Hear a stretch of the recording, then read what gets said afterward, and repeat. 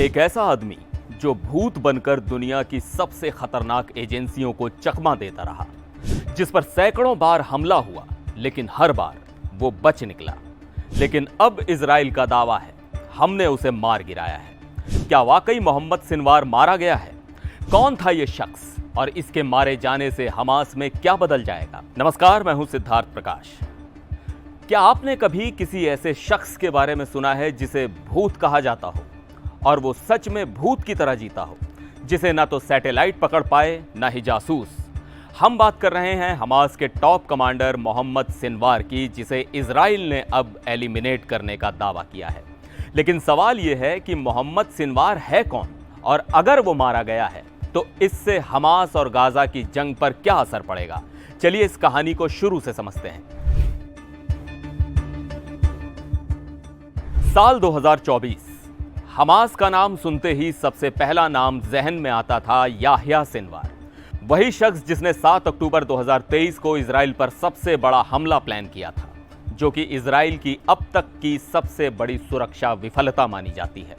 लेकिन याह्या अब इस दुनिया में नहीं है। इजराइल के एक रूटीन पेट्रोलिंग ऑपरेशन के दौरान वो मारा गया। मौत से पहले उसका एक वीडियो वायरल हुआ था जिसमें वो एक ड्रोन पर लकड़ी फेंकता दिख रहा था, अपनी आखिरी सांस तक मुकाबला करता हुआ।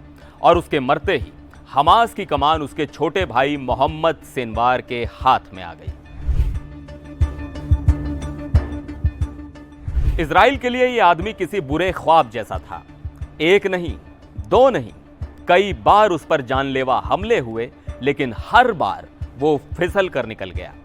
एक बार जब वो कब्रिस्तान गया था, उसके रास्ते में ईंट की शक्ल का बम छिपा कर रखा गया था, लेकिन किसी ने देख लिया और वो बच गया। 2003 में तो उसके घर की दीवार में बम फिट कर दिया गया था, मगर हमास ने टाइम पर पकड़ लिया। इसलिए इजरायली एजेंसियां उसे घोस्ट कमांडर बुलाती थीं।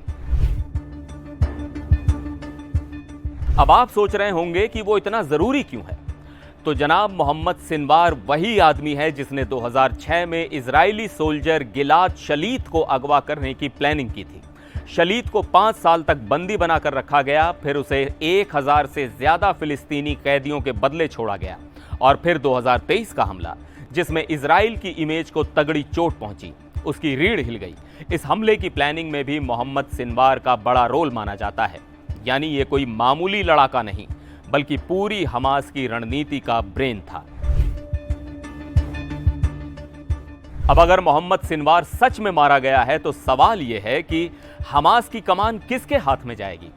जानकारी के मुताबिक अब इज़ अल दीन हद्दाद, जो नॉर्दर्न गाजा में ऑपरेशन चला रहा है, पूरे गजा स्ट्रिप के मिलिट्री ऑपरेशन की जिम्मेदारी ले सकता है। हद्दाद भी उसे घोष टीम से है, मतलब उसे पकड़ पाना इजराइल के लिए उतना ही मुश्किल है। अब यह बात भी उठ रही है कि क्या मोहम्मद सिनवार की मौत के बाद हमास की पॉलिसी में बदलाव होगा? क्या अब जो हमास के लीडर्स कतर या तुर्की में बैठे हैं, उनकी पावर बढ़ जाएगी? सीज फायर या बातचीत की टेबल पर अब कौन ताकतवर होगा, यह साफ नहीं है। लेकिन यह जरूर कहा जा सकता है कि सिनवार की मौत हमास के लिए बड़ा झटका है। मोहम्मद सिनवार का जन्म 15 सितंबर 1975 को हुआ था। उसकी फैमिली अश्कलोन से निकाली गई थी, जिसे फिलिस्तीन वाले नकबा कहते हैं। फिर उसका परिवार खान यूनुस में आकर बस गया, जो अब इस जंग में मलबा बन चुका है। सिनवार की पढ़ाई UNRWA के स्कूलों में हुई, जो हमेशा से इजराइल के साथ विवाद में रहे हैं। हमास में उसकी एंट्री भी भाई याह्या की वजह से हुई, जो खुद मुस्लिम ब्रदरहुड से जुड़ा था। 2005 तक मोहम्मद सिनवार हमास की खान यूनुस ब्रिगेड का प्रमुख बन चुका था। यह यूनिट बॉर्डर पर हमले, रॉकेट लॉन्च, बम प्लांटिंग सबकी जिम्मेदार थी। हमास के दो बड़े चेहरे, मरवान इस्सा डिप्टी कमांडर और मोहम्मद दीफ हमास का टॉप मिलिट्री चीफ, दोनों के साथ सिनवार की करीबी बताई जाती है। हालांकि मोहम्मद दीफ को भी अब इजराइल ने मार गिराने का दावा किया है।